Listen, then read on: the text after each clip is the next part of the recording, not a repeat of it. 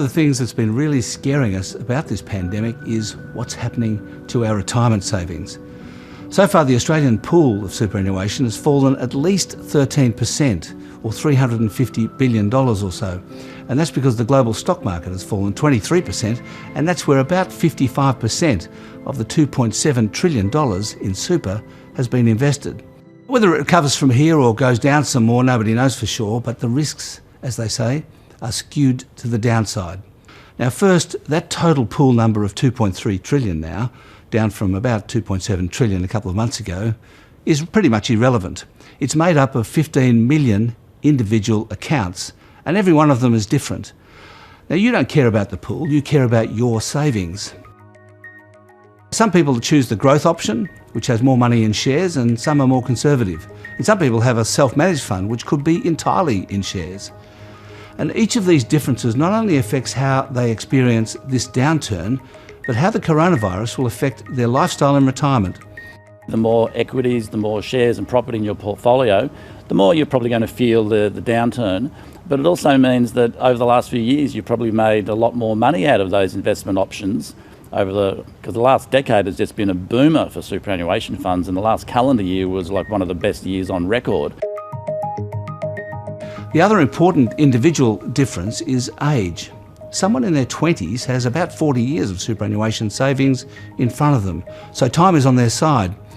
But someone all set to retire this year or next is going to get less than they bargained for, and that's got a name.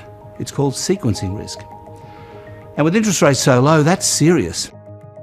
If you were sitting on a super balance of, say, 700,000, that's already around 600,000, and your income on that has gone from 21,000 a year to around 18,000.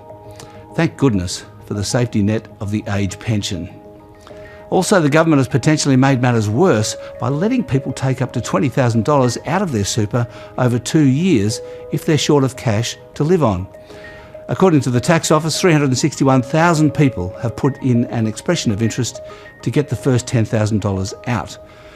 Not only has everyone's balance reset lower because of the drop in the share market, those who in some desperation pull 10 or 20,000 out now are costing themselves 10 times that in retirement.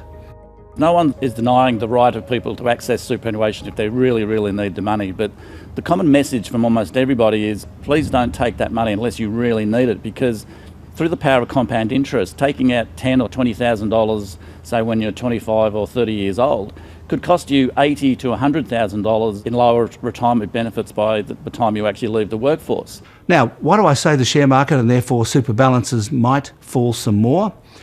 Well, it's just arithmetic. Here's a chart of the way shares are usually valued as a multiple of the profits that the companies make. Now, usually they're priced at around 14 times next year's expected profit. It got down to 12 times a couple of weeks ago, but now it's back up again. During the GFC in 2008, it got down to 8 times because prices fell by more than half. The International Monetary Fund says things are now worse than they were then.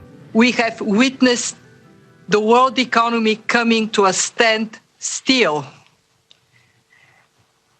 We are now in recession.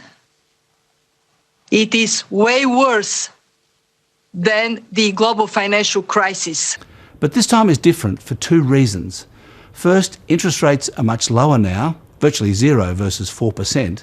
And second, there's much more fiscal stimulus this time around, more than twice.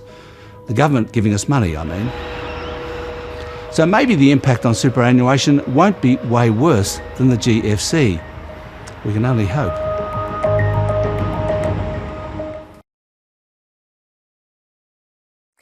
Hi, I'm Lee Sales. Thanks for watching this story. If you'd like to watch more of 7:30's stories, they are on the left of your screen.